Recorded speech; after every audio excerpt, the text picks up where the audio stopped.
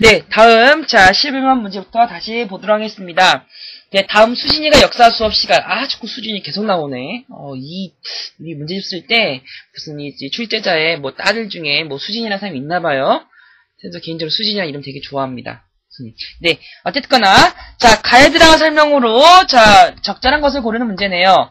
자, 태조, 사신관제도, 기인제도, 기인열전. 자, 그 기인에 맞는데, 사실은 솔직히, 정확히 말하면 다른 의미가 있죠?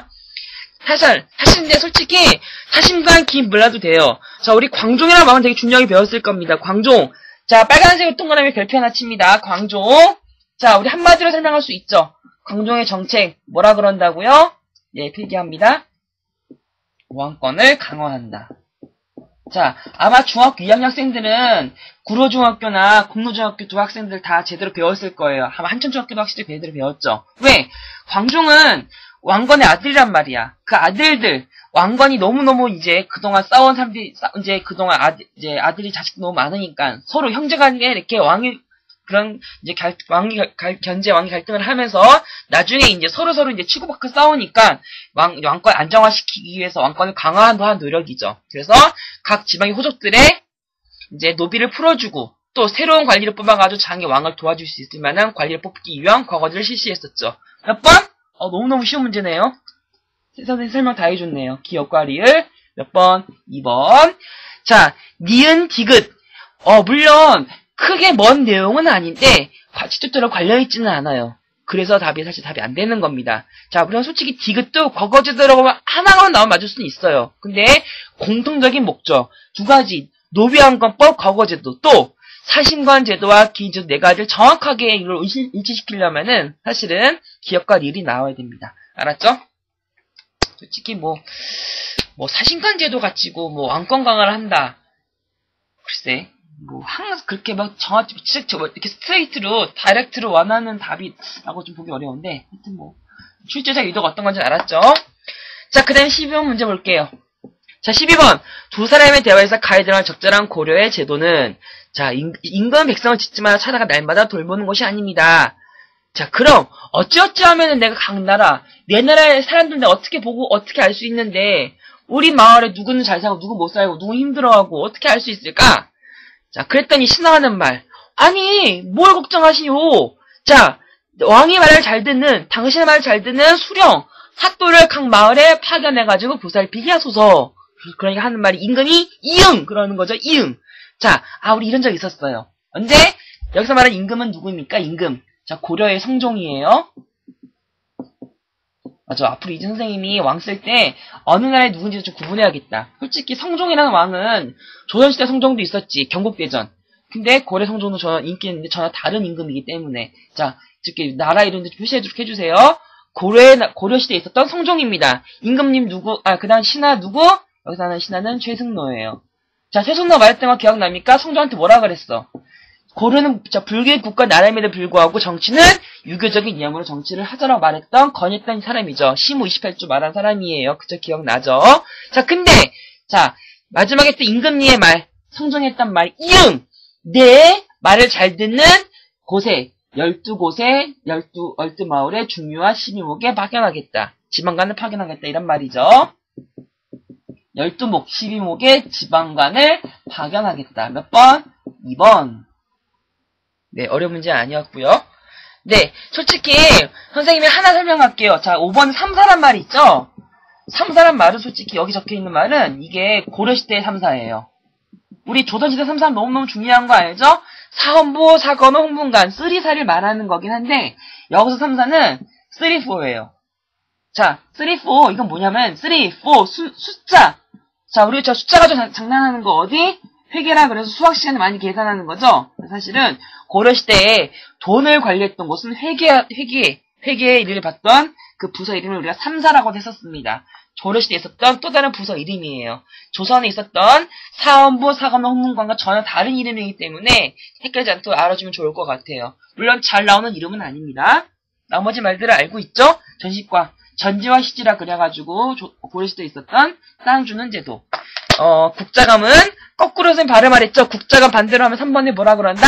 감잡고 고려시대에 있었던 대학교 이름이라고. 그쵸?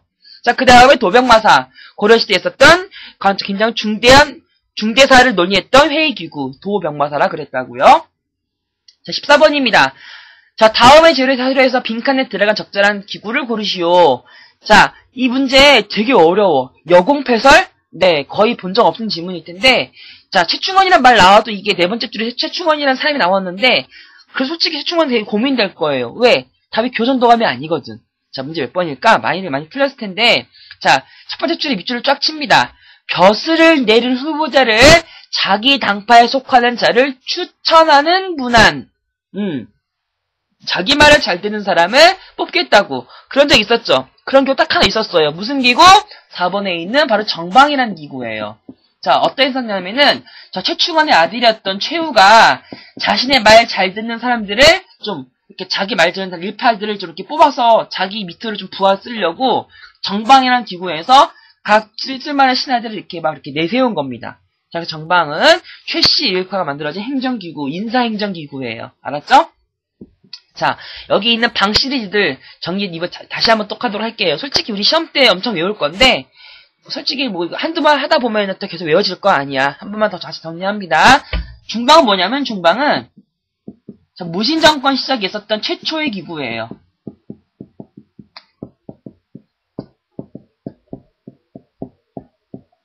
자, 우리 무신정권 맨 최초의 사람, 우리 저 정중부라 배웠죠? 네, 이때 있었어요. 아이고.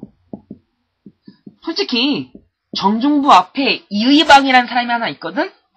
이임이 말고요. 이의방. 서로 친구였는데 나중에 이의방을 대신해 정중부가 나중에 이제 그런 무신 세력을 장악합니다. 물론 그래서 정중부 이의방 시절에 만들어진 기구 중방이라 그래요. 그 다음에 이제 교정도감 잘 알죠? 자, 교정도감은 누가 만들었다? 최충원이 만든 최고 합의기구예요. 그러니까 이것은 무슨병 마사를 무시한 거죠? 네. 그 당시 있었던 고려시대 기본 중대에서 논의했던 도병마사 또는 자, 알아주긴 하세요. 도병마사가 나중에 이름이 뭘로 바뀌냐면은 도평의사사라고 부르긴 하는데 이 기구를 깡그리 무시하는 겁니다. 지 말 잘 듣는 애들 다 이렇게 중심을 해가지고 회의했던 기구 이름이니까. 자, 그 다음에 자, 도방은 뭔가요? 도방은 자, 최충원이 만든 기구인 해요. 근데 최충원이 개인 군대예요. 더 유식한 말로 교과서 표현으로 사병이라 그러는데 이런 걸 만든 거 우리가 최충원이 만든 겁니다. 도방이라 그래요. 알았죠? 자, 도병마사는 알죠? 네, 방금 설명했던 거. 그래서 13번에 4번. 자, 그 다음에 14번 보겠습니다. 14번. 자, 14번 문제도 조금 어려운데 솔직히 이 지문의 흐름만 파악하면은 그렇게 어려운 문제 아니에요. 자, 가볼까요? 자, 기억 누군지 모르겠는데 이들은 촌락민을 동원하여 촌락주의는 성을 쌓고 자신의 군대를 거느리면서 스스로를 장군이라고 일컫기도 하였다. 아, 그런 사람들 있죠. 누구? 여기서 말하는 기억은 호족. 어느 시기? 신라 말에 나타났던 사람들이죠. 자, 그 다음에, 자, 디귿 볼게요. 근래에 힘 있는 무리들이, 힘께나 쓰는 무리들이 마음대로 토지를 빼앗아서 좋은 바깥 토지를 자기 소유를 했는데, 자, 땅의 경계 보세요. 뭐라고? 높은 산과 큰 하천을 경계로 삼았다. 쌤이 어제 말했던 한끗 문제 풀 때 했던 거 기억나지? 누구의 땅의 크기가 되게 크다고? 권문세족이라고. 자, 권문세족은 땅의 크기가 어떻다고? 이렇게, 산과 산 사이. 아니면 무슨 강과 간 사이가 자기의 다 땅이라고. 그래서 기억은 호족, 이것은 권문세족, 고려 말이죠.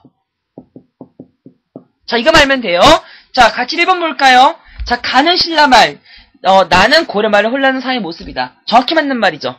자, 2번 기억은 호족, 디귿은 권문세족이다. 정확히 맞는 말이네요. 자, 3번 기억과 디귿은 혼란을 극복하고 새로운 나라를 건설하는 세력이 주도되었다. 반은 맞는 말이죠. 왜? 얘는 맞죠. 호족 출신의 왕건이 아직 고려 세우잖아. 맞죠? 자, 그런데 권문세족이 나라 세운다? 는 아니지. 저 권문세족을 싸웠던 애들 무슨 진사대부라 그런다? 신진사대부라 그러죠. 그래서 신진사대부가 나중에 땅을 얻으면서 얘네가 아니죠. 그래서 3번은 디귿 때문에 틀린 말이네요. 몇 번? 3번.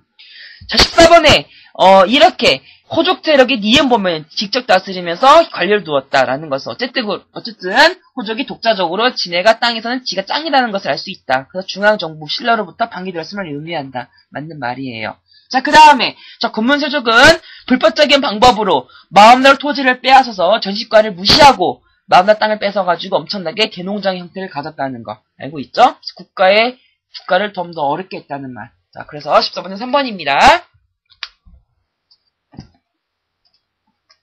자, 그 다음에 15번 문제입니다. 자, 또 정말 지겨운, 이렇게 연표 흐름 문제 나왔죠?